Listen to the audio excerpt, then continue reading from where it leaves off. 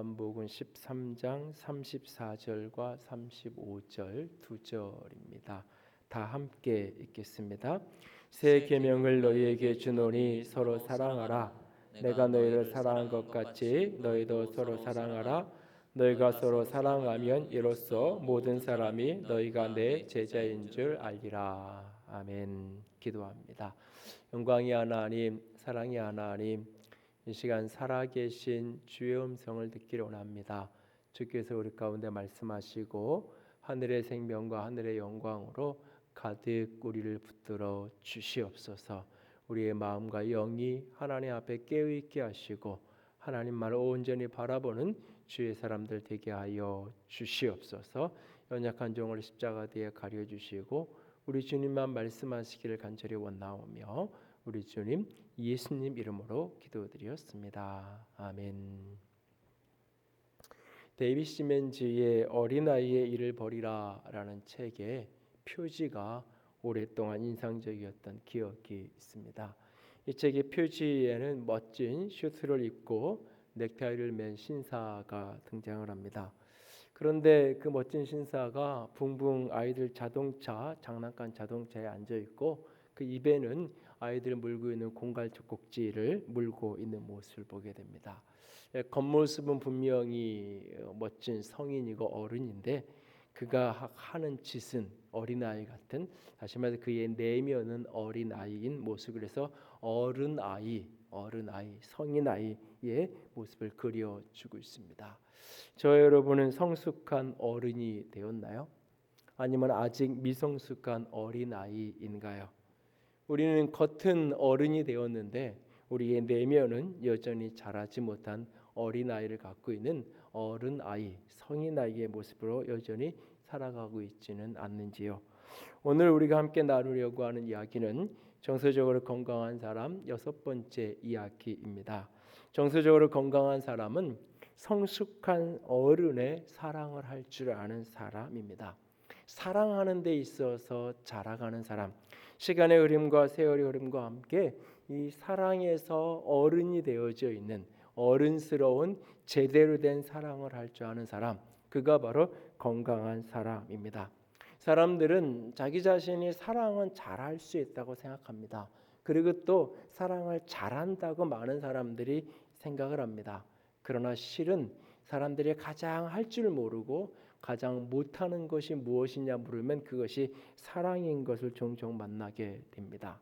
세월에 켜켜이 쌓여가면서 나이를 먹어가면서 다른 건 몰라도 사랑하는 것만은 좀 자라갔으면 좋겠고 사랑하는 것만은 예수님의 장성한 분량까지 그렇게 성장해 갔으면 좋겠는데 막상 그와 같이 못하는 저 자신을 보게 되어집니다.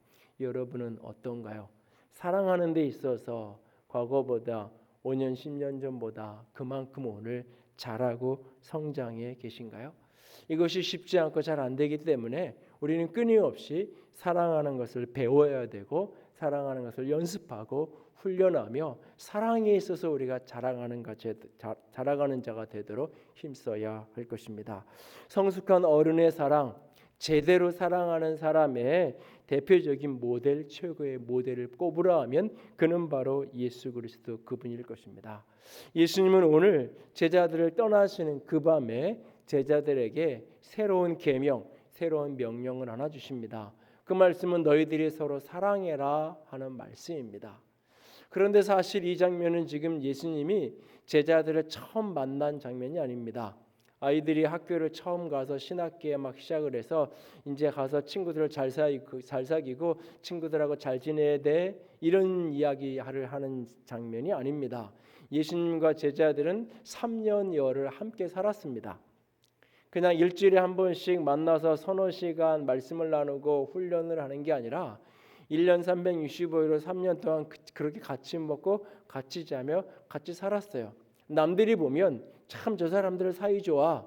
멀리서 보면 참 저 사람들 진짜 사랑하는 사람이야. 예수의 공동체 참 사랑이 많은 사람들이야. 그러니까 저렇게 함께 할 수 있고 저렇게 살아가지라고 분명 생각할 만한 사람들입니다. 그만큼의 시간이 지난 사람들입니다. 그런데 그들을 향하여 주님이 말씀하십니다. 너희가 서로 사랑해라. 서로 사랑해라. 얼만큼? 내가 너희를 사랑한 것만큼. 내가 너희를 사랑하는 그 수준만큼, 예수님의 사랑의 수준만큼 너희들이 서로 사랑하는 사람이 되라라고 그들에게 말씀하십니다. 그러면서 너희들이 그렇게 사랑하면, 그렇게 사랑하는 것을 사람들이 그것을 보면, 아, 저 사람들이 예수님의 제자들이구나, 저 사람들이 제자들이구나라고 세상 사람들이 알게 될 것이다라고 말하고 있어요. 그러니까 나는 예수님의 제자입니다라고 배지 달고 다니고, 예수님의 제자입니다라고 팻말 들고 다녀서 제자인 게 증명되는 게 아니라, 예수님이 사랑한 것처럼, 예수님이 제자들을 사랑한 것처럼 그들이 서로 사랑하는 것을 보면 사람들이 너희들이 내 제자라고 말할 것이다 라고 예수님이 오늘 말씀하시며 명령하십니다. 권고가 아니라, 좀 사랑 좀 하며 살아라, 부탁이 아니라 너희가 서로 사랑해라, 새 계명으로, 명령으로 그렇게 주고 계신 것을 봅니다. 제자란 예수님처럼 사랑하는 사람입니다. 우리는 예수님의 제자가 되었나요? 우리는 예수님처럼, 예수님의 수준만큼 서로 사랑하며 살아가는 그리스도의 제자인가요? 예수님처럼 제대로 사랑하며 살아가려면 어떻게 해야 할까요? 오늘 요한복음 13장 34절 35절에 예수님이 주신 새 계명을 우리가 같이 보았는데, 오늘 말씀은 전체적으로 요한복음 13장 전체를 좀 보려고 합니다. 13장 전체를 같이 들여다보면서 예수님이 지금 제자들에게 사랑하라고 말하면서 내가 너희를 사랑한 것처럼 사랑하라고 했어요. 그러면 예수님의 사랑은 어떤 사랑인지, 어른의 사랑은 어떤 사랑인지, 반면에 제자들의 사랑, 어린아이의 사랑은 어떤 사랑인지, 우리는 어린아이의 사랑에서 얼마나 어른의 사랑으로, 성숙한 사랑으로 내 사랑이 자라가 있는지, 나의 사랑의 수준은 제자들의 수준인지 아니면 예수님의 수준인지 스스로 점검하며 돌아보면서 우리 모두가 사랑할 수 있는, 사랑을 제대로 할 줄 아는, 성숙한 사랑을 할 줄 아는 그런 사람으로 주 앞에서 세워지고 자라갈 수 있기를 원합니다. 첫 번째로 우리가 예수님처럼 제대로 사랑하는 사람이 되려면 사람을 인격으로 존중하는 자가 되어야 합니다. 우리가 예수님처럼 사람들을 사랑하고 제대로 사랑하는 성숙한 사람으로 인생을 살아가고자 한다면 사람을, 한 사람을 사람으로, 사람을 사람으로 인격적 존재로 우리가 존중하는 것으로부터 시작해야 합니다. 가장 기본적인 이야기지만 우리는 가장 쉽게 놓치고 있는 개념입니다. 성숙한 사랑은 사람을 나를 위한 수단으로 여기지 않고 그 사람을 독립적 인격으로 존중하는 사람입니다. 누군가를 제대로 사랑한다는 것은 그 사람을 수단이 아닌 인격으로 대하고 존중하는 것입니다. 그날 예수님은 제자들과 함께 둘러앉았습니다. 그리고 예수님은 이 밤이 지나고 나면 십자가의 길을 가셔야 되는 상황입니다. 죽음을 앞에 두신 예수님께서 제자들과 이런저런 이야기들을 나누는 장면이 요한복음 13장의 이야기입니다. 그런데 13장 1절을 보면 13장의 시작은 이렇게 시작되는 것을 보게 됩니다. 13장 1절 함께 읽어볼까요? 유월절 전에 예수께서 자기가 세상을 떠나 아버지께로 돌아가실 때가 이른 줄 아시고 세상에 있는 자기 사람들을 사랑하시되 끝까지 사랑하시니라 라고 말합니다. 세상에 있는 자기 사람을 사랑하시되 끝까지 사랑했다라고 말씀하고 계십니다. 많은 그리스도인들이 오해하고 있는 것 중에 하나가 뭐냐면 예수님이 제자들을 부르시는데 예수님이 제자들을 부른 이유는 제자들을 써먹기 위해서 불렀다. 예수님이 제자들을 세계 선교를 위해서, 세계 복음화를 위해서, 그들을 훈련시키기 위해서, 그래서 그들을 파송해서 써먹기 위해서 예수님이 그들을 부르셨다라고 이야기합니다. 이게 틀린 이야기는 아니지만 이거는 온전한 이야기가 아닙니다. 예수님이 제자들을 부르신 가장 기본적인 첫 번째 목적은 그들을 써먹기 위해서가 아니에요. 그들과 함께하기 위해서요. 예수님이 제자들을 부르신 이유는 그들과 함께 살기 위해서요. 그들을 사랑하기 위해서 주님이 사랑으로 선택하시고 사랑으로 그들을 부르신 거예요. 지금 예수님은 다음 날이면 십자가의 길을 걸어가야 돼요. 십자가의 길을 가는 그 밤에, 그 전날 밤에 제자들은 예수님에게 아무런 도움이 되지 못하고 있는 것을 우리는 보게 돼요. 그럼에도 불구하고 예수님은 그들을 끝까지 사랑하세요. 오늘 요한복음 13장은 예수님이 제자들의 발을 씻기는 이야기로 등장을 해요. 예수님이 왜 내일이면 십자가의 죽음의 길을 가야 되는 그분이 왜 그 밤에 제자들의 발을 씻기는 그 퍼포먼스를 하고 계신 것일까요? 그 이유는 요한복음 13장과 병행이 되어지는 누가복음 22장, 마태복음 26장을 보면 바로 이 밤에 제자들의 분위기가 어떠했는지, 그들이 누가 크냐라는 문제로 서로 다투고 있었다고 이야기하고 있어요. 제자들이 3년 동안 동고동락과 같이 살았는데 여전히 그들 속에 있는 핵심은 뭐냐면 누가 크냐, 누가 대장할 거냐, 누가 더 인정받고 칭찬받을 거냐, 이것이 그들의 목적이 되어 있는, 그들이 예수님을 열심히 3년 동안 따라다니고 그렇게 제자의 공동체 속에 있었던 이유는 뭐냐? 예수님을 사랑해서가 아니라 예수님을 자기 목적을 위한 수단으로 삼기 위해서, 내가 예수님을 통해서 한 자리 얻어보고 싶은, 예수님을 통해서 내가 무엇인가 성취하고 이루고 싶은 그런 자기 욕망을 이루어질 수단으로 예수님을 여기고 그렇게 예수님을 그들은 따라오고 있었던 거예요. 그렇게 예수님을 수단으로 써먹으려는 그 모습을 뻔히 알면서도 우리 주님은 그들을 끝까지 그 밤, 그 깊은 그 밤 속에 끝까지 예수님은 그들을 사랑하고 계신 것을 보게 되어집니다. 어린아이의 대표적인 특성이 뭐예요? 그것은 바로 자기중심성이에요. 어린아이는 온 세계가 다 자기중심으로 돌아가야 돼요. 엄마가 잠을 자고 있든지 빨래를 하고 있든지 샤워를 하고 있든지 상관없어요. 아버지가 아무리 중요한 사업적인 전화를 하고 있어도 상관없어요. 내가 배고프면 소리 지르며 울어야 되는 게 어린아이예요. 지금 내 배 고픈 게 가장 중요하고 그래서 내 배를 채워주는 게 제일 먼저예요. 그게 어린아이예요. 어린아이 같다라고 하는 말은 그것이 바로 유치한 자기중심성 안에 갇혀 있는 것, 그것이 어린아이 같은 거예요. 어른이 된다라고 하는 것은 이 어린아이 같은 모습을 벗어내는 거예요. 자기 중심성을 벗어내는 거예요. 5살짜리 아이하고 나이 40이 된 아빠하고 싸워요. 뭐 때문에? 아이스크림 먹었다고. 냉장고에 있는 아이스크림 내 건데 왜 네가 먹었냐고 싸워요. 근데 그게 아이하고 그냥 장난치듯이 농담처럼 아이의 눈높이에 맞춰서 그냥 그렇게 할 수 있어요. 근데 그게 아니라 진짜 화가 나서, 진짜 분노가 나서 싸우고 있다면 그 40대의 아이 아빠하고 5살짜리 아이하고 같은 수준인 거죠. 같은 수준. 내가 먹어야 될 거네, 내 건데 누군가가 먹었다는 것 때문에 분노하는 거예요.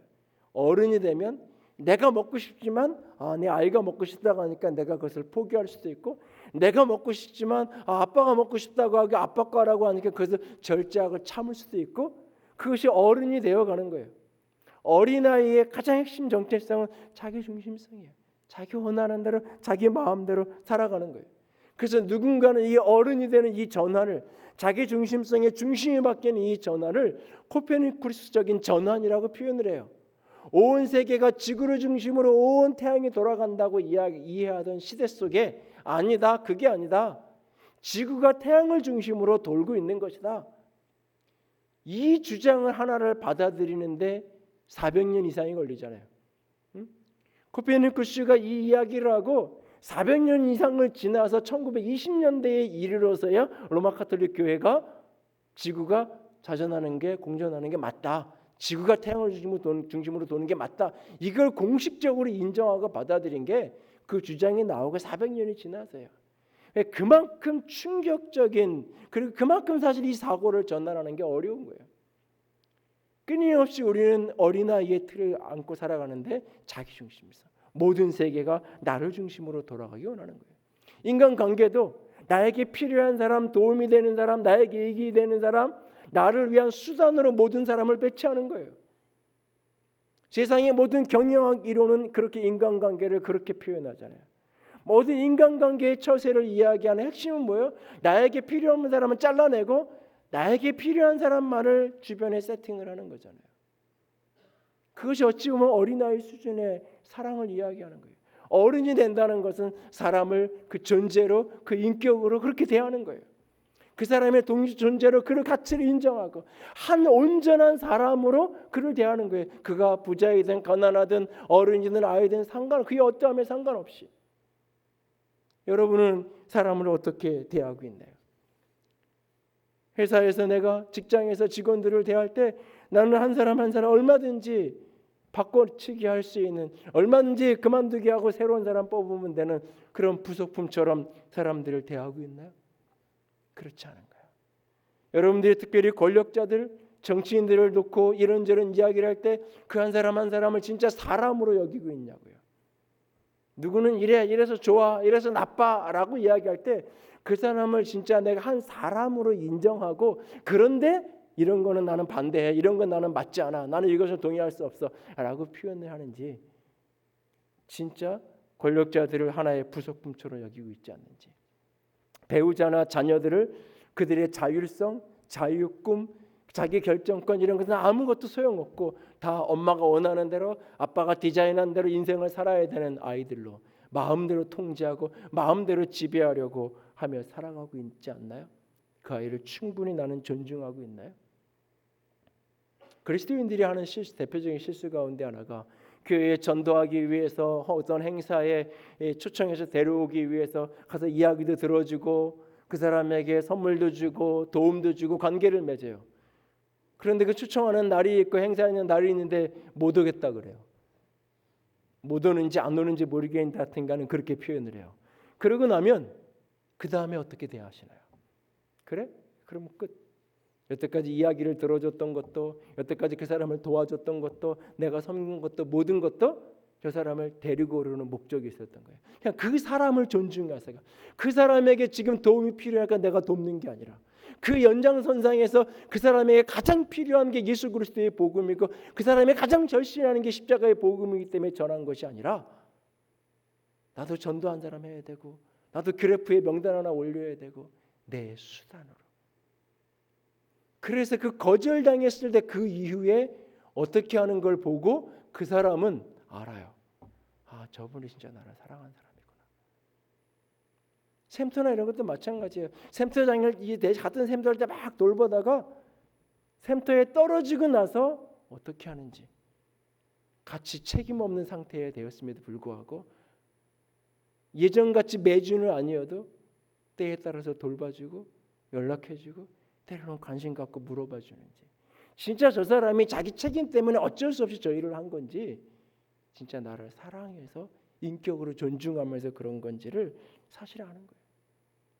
누가복음 18장에 보면 예수님과 그 제자, 예수님의 제자들이 사람을 화내고 꾸짖는 장면이 두 장면 나와요.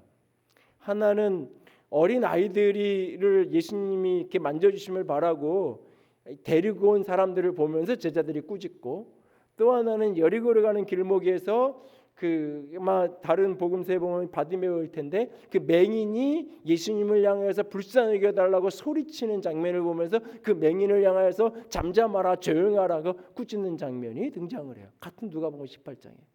그런데 동일하게 예수님은 길을 멈춰서 그 아이를 받아주고 그 소경을 가까이 오라고 말씀하시는 장면이 등장해요. 누가복음 18장 15절 16절 같이 읽습니다.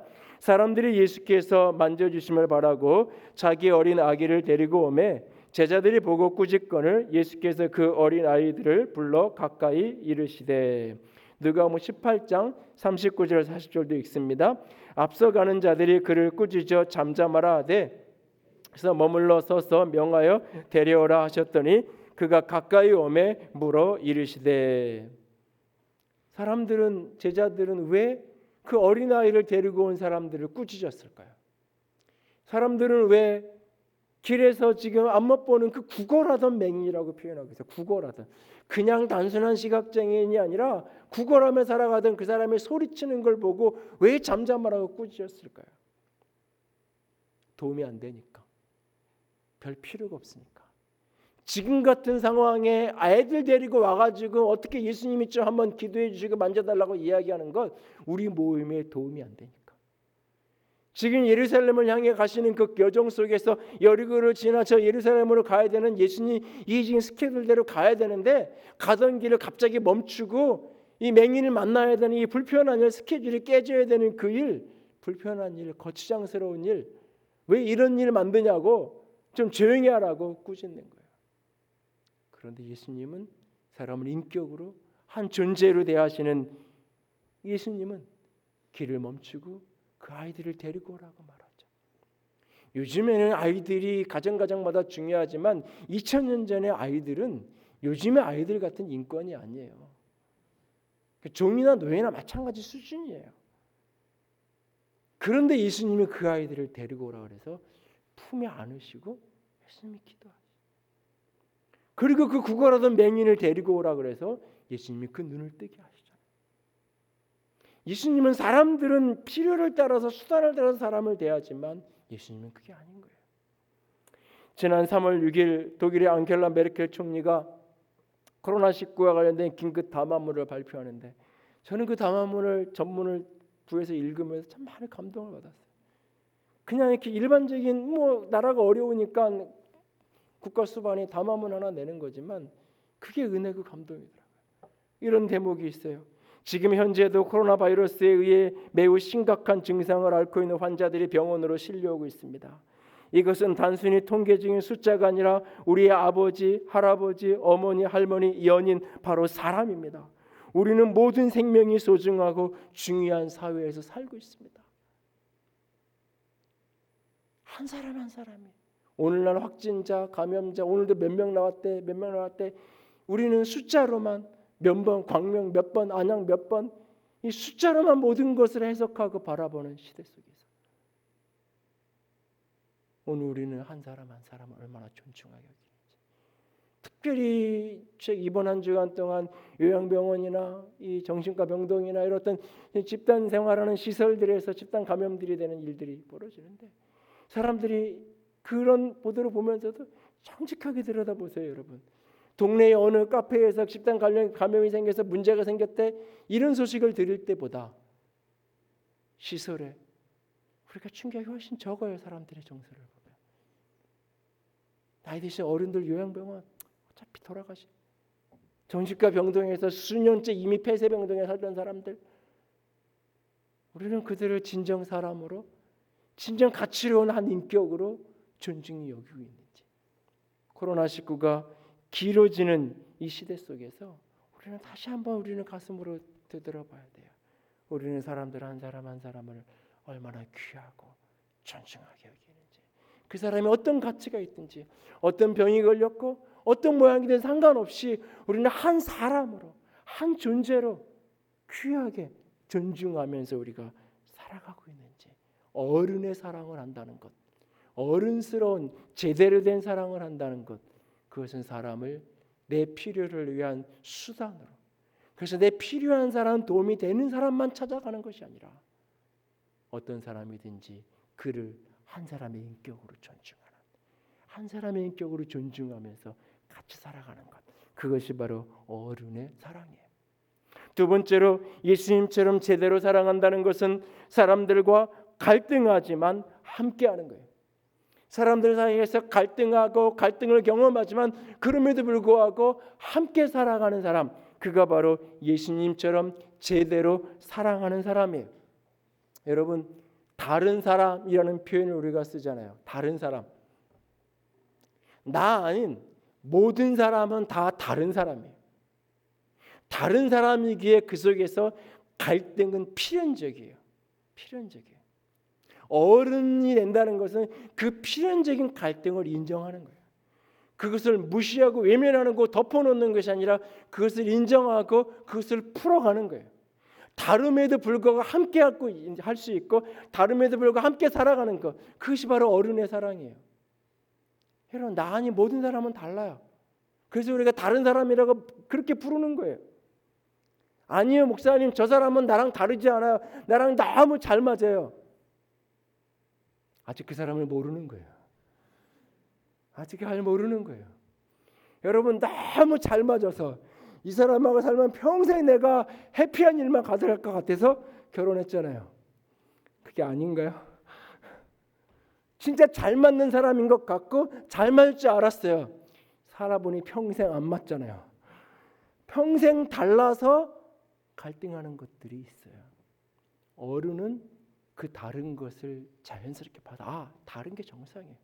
나와 너는 다른 사람이에요. 다른 사람이에요.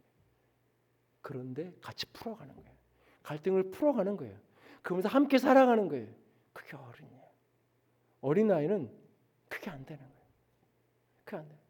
나랑 같이 블록놀이 할 친구들, 쭈꼼놀이 할 나랑 같이 놀아줄 사람만 내 팀이고 내 편인 거예요. 내 편인 거예요. 나랑 같이 내가 좋아하는 자전거 타줄 사람만 내 편인 거예요. 아빠한테 자전거 타려는데 같이 안 타주고 3층이 타주면 3층이 더 좋은 사람이 되는 거예요. 그 순간만은. 내 편이 돼요. 내가 원하는 거 해주는 사람. 내 좋아하는 대로 따라주는 사람. 그렇게 내 좋아하는 사람만 찾아다녀요. 나에게 맞춰줄 수 있는 사람만 모아다녀요. 그래서 끊임없이 여기도 내 사람이 안 맞아. 여기도 내 마음에 안 들어. 여기도 내 마음에 안 들어. 결국은 자기 혼자밖에 남는 사람이 없어요. 자기 혼자밖에. 누군가는 지옥을 아주 차가운 얼음다라로 그리고 있어요. 우리는 지옥 생각하면 보통 불구덩이로 생각하잖아요. 아주 차가운 얼음 덩어리. 아무도 곁에 없고 홀로. 어른스러운 사랑을 한다는 것은 갈등하지만 갈등을 풀어가는 거예요. 갈등하지만 함께 살아가는 거예요. 함께 살아가는 거예요. 여러분 오늘 요한복음 13장 21절을 보면 예수님이 괴로워하시는 장면이 나와요. 21절 같이 읽습니다. 예수께서 이 말씀을 하시고 심령이 괴로워 증언하여 이르시되 내가 진실로 너에게 이르노니 너희 중 하나가 나를 팔리라 하시니. 예수님이 그 밤에 내일이면 이제 십자가의 길을 가야 되는데 제자들의 발을 씻기고 떡을 떼고 너무 괴로워요. 너무 심령이 너무 괴로워서 너희 중에 나 한 사람을 팔 거라고 이야기해요. 자기를 팔아먹을 배신자를 앞에 두고 바라보고 있는 심정이 얼마나 괴로웠을까. 이런 생각을 하면서도 본문을 조금 다르게 질문을 던져봐요. 왜 괴롭지? 배신자인 걸 내가 알았는데, 저 사람이 내 뒤통수를 칠 배신자라는 걸 내가 알았는데 왜 괴롭지? 대책을 세우면 되잖아요. 쫓아내버리면 되잖아요. 여러분 기업의 CEO예요. 내가 철석까지 믿던 전무이사가 나 몰래 배신하고 뒤통수 칠 거를 내가 알았어요. 알았으면 어떻게 하면 돼요? 잘라내면 되잖아요. 처단을 하든지 쫓아내든지 아니면 불같이 화를 내든지 하면 되잖아요. 근데 왜 괴로워요? 괴로운 이유는 사랑하기 때문에 괴로운 거예요. 나를 팔아먹을 배신자인 걸 아는데 그를 향한 사랑을 포기할 수 없는 거예요. 그래서 괴로운 거예요. 그래서 예수님은 그 밤에 제자들의 그가 나를 팔아먹을 거 알면서도 가룟 유다의 발까지도 씻기는 거예요. 그에게 떡을 떼어주는 거예요. 혹여 그가 깨닫고 돌이킬런지 그에게 떡을 떼고 그 돌이킴의 기회를 끊임없이 그에게 베풀고 계신 거예요. 그러면서 그를 바라보고 있는 돌이키지 않고 여전히 그 악한 길을 걸어가고 있는 그 모습을 보면서 여전히 괴로운 거예요. 왜? 사랑하니까. 어른의 사랑은 그런 거예요. 괴로워요. 함께하는 게 힘들어요. 그래도 사랑하기에 품어 안는 거예요. 품어 안는 거예요. 자식 때문에 웃어보고 자식 때문에 행복하다고 했던 날이 얼마나 있어요. 정직하게. 평생 해야 될 효도를 아이들이 4살 전에 다 한다 그러잖아요. 4살 전에 다. 그래서 애들이 그 정도에서 안 컸으면 좋겠다고까지 얘기하잖아요. 사람들이. 그냥 그렇게 그냥 평생 살았으면 좋겠다고까지 말하잖아요. 어느 시점을 넘어서 가면서부터는 그냥 화 안 나게 하면 행복한 잘 효자야. 이거 혈압 안 오르기만 하는 애들이면 다 효자인 거예요. 그냥 웃을 일 많지 않아도. 그런데도 사랑해요. 자기 마음대로 살다 있다고 뛰쳐나가도 그 뒷모습을 보면서 울고 언젠가 돌아올 아이들을 바라보면서 김치를 담그고 음식을 준비하는 게 부모예요. 괴로운데 사랑하니까 품어 안는 거예요. 그게 어른이에요. 어른스러운 사랑은 그렇게 품어 안는 거예요. 여러분 예수님의 12 제자들의 목록을 가만히 보다가 참 많은 생각을 했던 때가 있어요. 어떻게 이렇게 다양하고 서로 다른 사람들을 예수님은 고르고 뽑아서 함께하게 하셨을까? 로마 식민지 로마의 앞잡이 역할을 하는 세리마테, 가슴에 단칼을 품고 다니면서 폭력으로라도 우리는 반드시 로마로부터 독립해야 된다는 그 열심당원이었던 가나다인 시몬. 어떻게 이런 사람이 한 공동체 아래 정치적으로 이렇게 극과 극을 가는 사람도 어떻게 같이 있을 수 있을런지. 성격이 불같이 올라갔다 내려갔다 그렇게 불같은 다혈질의 베드로 같은 사람, 너무나 치밀하고 정확하고 계산적이고 이성적인 빌립 같은 사람 어떻게 함께 할 수 있는지. 우리의 아들이라는 성격 급한 그런 별명을 가진 야고보와 요한, 그러나 늘 중재하고 중간에 접착제의 역할을 끊임없이 해줬던 부드럽고 친절한 안드레 같은 사람 어떻게 함께 할 수 있었는지.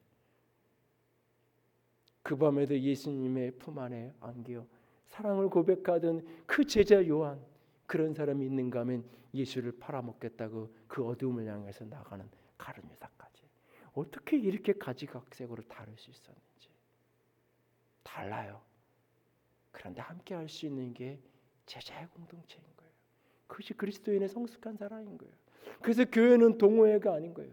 교회는 예수님의 팬클럽이 아니에요. 교회는 예수 믿는 것을 취미로 삼는 사람들이 같이 모여 있는 곳이 아니에요. 우리는 다 달라요.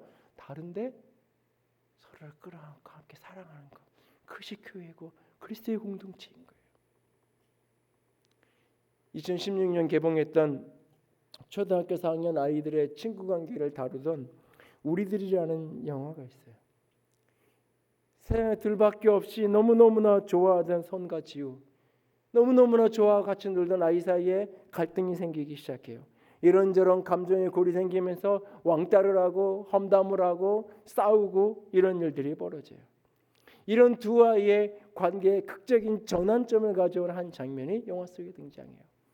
이 션이라는 아이의 동생이 있는데 그 동생이 연우라는 친구랑 자꾸 싸워요. 근데 그 친구가 일방적으로 거의 때리는 거예요. 그러니까 동생한테 그 놀지 말라고, 연우랑 좀 놀지 말라고, 어울리지 말라고, 그리고 너 때리면 너 한 대 받아치고 맞고 말지 말고 너 한 대 받아치라고, 자기가 지우에게 하는 것처럼 그렇게 하라고 가르치는 거예요, 동생에게. 어느 날 때 동생이 맞고 왔어요. 연우가 너 또 때렸다며? 어? 그럼 너도 또 때려야지, 너 왜 그랬어? 동생이 얘기해요. 그럼 언제 놀아? 그 말 한마디에 말문이 막혀요. 다시 물어요, 동생은. 연우가 때리고 나도 때리고 연우도 때리고, 그럼 우리 언제 놀아? 나는 그냥 놀고 싶은데.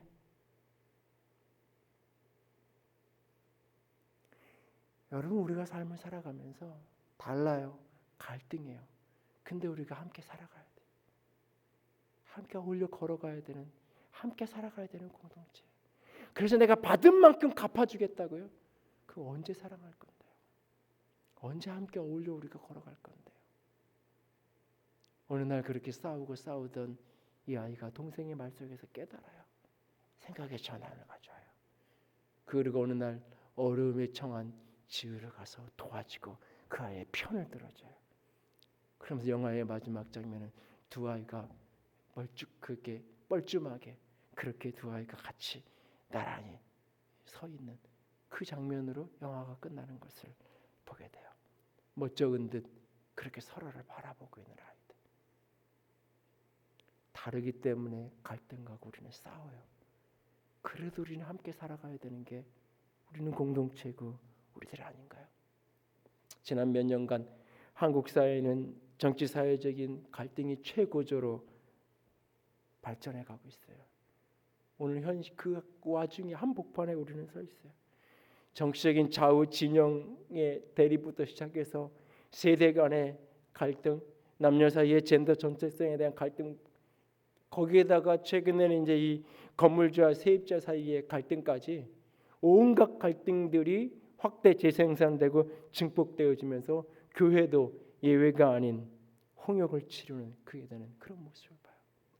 그러나 여러분, 그리스도의 공동체는 다르지만 함께 할 수 있는, 그 갈등을 풀어내는 어른스러운 사랑을 할 수 있는 공동체가 되어야 돼요. 목사님들 가운데 정치적인 프레임을 가지고 설교하는 경우가 있어요. 성도들 가운데 정치적인 프레임을 가지고 설교를 듣는 경우가 있어요. 얼마든지. 다 성경 이야기를 한다 그래요. 성경을 말한다 그래요. 성경을 말하는데 자기 정치적인 프레임을 가지고 설교를 하고 성경을 말하는데 자기 정치적인 프레임을 가지고 설교를 들어요.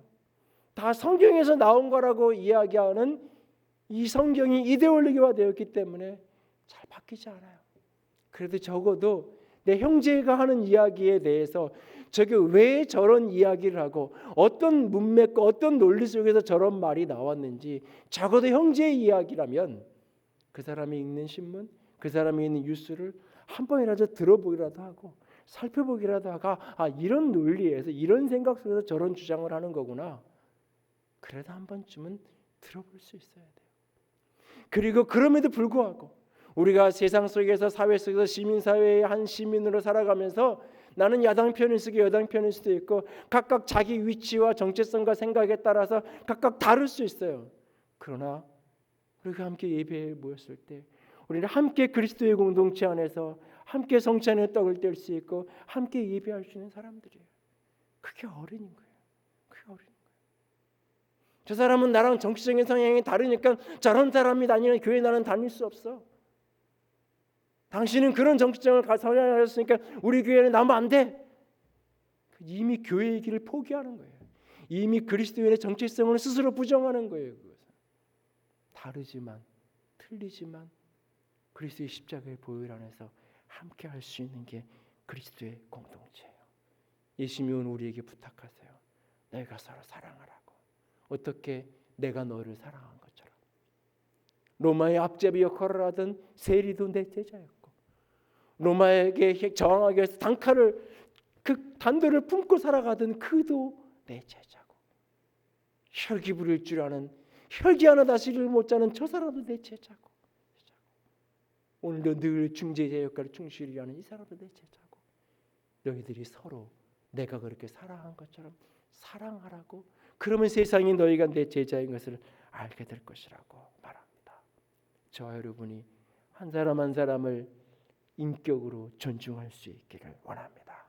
우리가 서로 다른 사람이고 다르기 때문에 갈등하지만 서로 함께 할 수 있기를 원합니다. 그러나 이것은 분명 쉽지 않을 것입니다. 도스토옙스키는 까라무조프가의 형제에서 산 수도사의 입을 빌려 이런 이야기를 합니다. 현실에서 사랑을 베푸는 일은 우리의 꿈과는 달리 냉혹하고 끔찍한 일입니다. 현실에서 누군가를 사랑한다는 것은 그렇게 낭만적인 게 아니에요. 그렇게 꿈꾸는 것 같은 게 아니에요. 방송에서 나온 아프리카의 굶주리고 고통받는 아이를 보면서 눈물이 나고 그래서 ARS 버튼을 누르는 것은 너무나 감동적으로 할 수 있지만 놀이터에서 놀다가 제대로 씻지도 않은 옆집 아이가 우리 집 문고리를 만지는 것은 견딜 수가 없어요. 저 엄마는 뭐 하는 거고 애가 저렇게 뛰어오는데 저렇게 방치하고 있는 것인가 분노하고 화가 날 뿐이에요. 그 아이의 손을 잡아서 손을 씻겨주고 안스킴이라도 하나 건네주는 게 참 어려워요. 아니 한 번은 할 수 있겠는데 내일도 모레도 여전히 그렇게 누군가를 품는다는 게 사실은 쉽지 않아요. 때로는 그래서 그것을 끔찍하다고까지 표현하는 거예요. 우리들이라는 영화 그 영화 광고 포스터에 보면 위에 조그맣게 이렇게 써 있어요. 우리들을 위해 부제목처럼 기적 같은 사이라고 써 있어요. 우리가 함께 사는 것 이게 기적이에요. 기적이에요. 오늘 집에 가셔서 여러분 남편과 아내를 가만히 보세요. 내가 저런 사람인지 알았으면 어땠을까? 가만히 보세요. 기적이에요. 우리 같이 사는 게 기적이에요. 함께 걸어가는 게 기적이에요. 우리가 한 울타리가 돼서 우리들로 살아갈 수 있는 게 기적 같은 일이에요. 그만큼 사실 그것은 쉽지 않은 일이에요. 쉽지 않은 일이에요. 수없이 이혼을 생각하기도 하고 수없이 깨고 싶었는데 수없이 때로는 교회를 떠나고 싶었는데 여전히 머물러 있고 여전히 함께 살아가잖아요. 그게 기적이에요. 갈등이 없어서가 한 번도 나는 그런 생각해 본 적 없어요. 아니요. 없었으면 앞으로 있을 거예요. 우리는 누구나 다 그걸 극복하면서 같이 살아가는 거예요. 그래서 우리는 주님께 도움을 구하는 거예요. 주님 도와주세요. 나는 사랑할 줄 몰라요. 나는 사랑할 줄 몰라요. 하나님 도와주세요. 사랑에 있어서 어른이 될 수 있도록, 그래서 제대로 사랑하는 수준의 사람 될 수 있도록 하나님 나를 도와주세요. 끊임없이 도움을 구하고 끊임없이 예수님께서 배워감으로 어른스러운 사랑을 할 줄 아는, 제대로 사랑하며 살아갈 수 있는 저와 여러분이 될 수 있기를 주님의 이름으로 부탁을 드립니다. 함께 찬양합시다. 이 세상을 살아가는 동안에 나의 힘을 의지할 수 없으니, 참 나의 힘으로 사랑하는 게 안 되니 기도하고, 사랑하다가 또 낙심하지만 또 일어나서 기도하고 주님의 도움을 구하는 우리가 되기 원합니다. 같이 찬양합니다. 이 세상에 살아가는, 이 세상을 살아가는 동안에 나의 힘을 의지할 수 없으니 기도하고 낙심하지 말 것은 주께서 참 소망이 되심이라. 하나님의 꿈이 나의 비전이 되고 예수님의 성품이 나의 인격이 되고 성령님의 권능이 나의 능력이 되길 원하고 바라고 기도합니다. 주의 길을 걸어가는 주의 길을 걸어가는 동안에 세상에 것 의지할 수 없으니 감사하고 낙심하지 말 것은 주께서 참 기쁨이 되심이라. 하나님의 꿈이 나의 비전이 되고 예수님의 성품이 나의 인격이 되고 성령님의 권능이 나의 능력이 되길 원하고 바라고 기도합니다. 하나님의 꿈이 나의 비전이 되고 예수님의 성품이 나의 인격이 되고 성령님의 권능이 나의 능력이 되길 원하고 바라고 기도합니다. 이 시간같이 기도하기 원합니다. 하나님의 꿈은 당신의 제자들의 사랑을 보는 것입니다.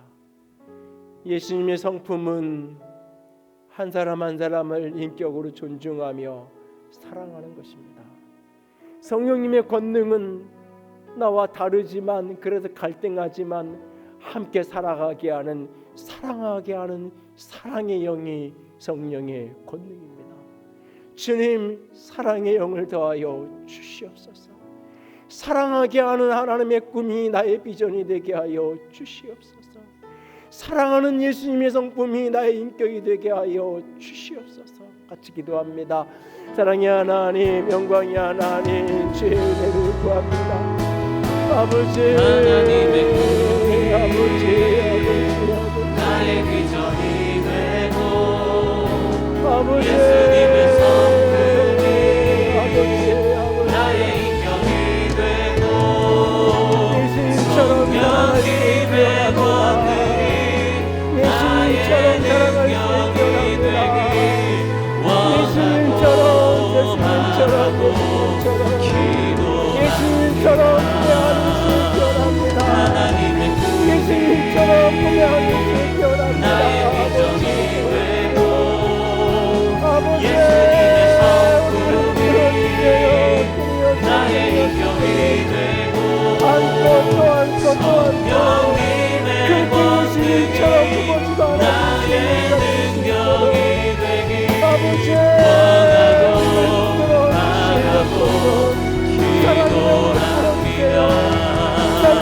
사랑할 줄 몰라요. 하나님의 꿈이 나는 사랑할 줄 몰라요. 나의 비전이 되고 사랑의 영을 예수님의 가득 내게 부어주세요. 나의 인격이 사랑하고자 하는 꿈, 사랑의 나라 주님의 권능이 나의 능력이 되기 원하고 바라고 기도합니다. 하나님의 꿈이 나의 비전이 되고 예수님의 성품이 나의 인격이 되고 성령님의 권능이 나의 능력이 되기 원하고 바라고 기도합니다. 주님, 원하고 바라고 기도합니다. 서로 사랑하는 제자들을 보고 싶은 하나님의 꿈이 나의 비전이 되기를 원합니다. 나와 다른 사람들을 끊임없이 품어내고 인격으로 존중하며 사랑했던 예수님의 성품이 나의 인격이 되기를 원하고 바랍니다. 나는 사랑할 수 없으나 사랑하게 하는 사랑의 영이요 사랑의 능력이신 성령의 권능이 나의 능력이 되기를 원하고 바랍니다. 주님, 우리를 붙들어 주시옵소서. 어른스러운 제대로 된 사랑을 할 줄 아는 성숙한 주의 제자가 되게 하여 주시옵소서. 주님 사랑합니다. 주님 의지합니다. 우리 주님 예수님 이름으로 기도드렸습니다. 아멘. 이제는 우리 예수 그리스도의 은혜와 하나님 아버지의 놀라우신 사랑하심과 성령 하나님의 교통하시며 기름 부으심이 오늘도 어른다운 성숙한 제대로 된 사랑을 하는 자가 되기를 소원하며 작정하는 모든 이들 위해 이제로부터 영원토록 함께 있을지어다. 아멘.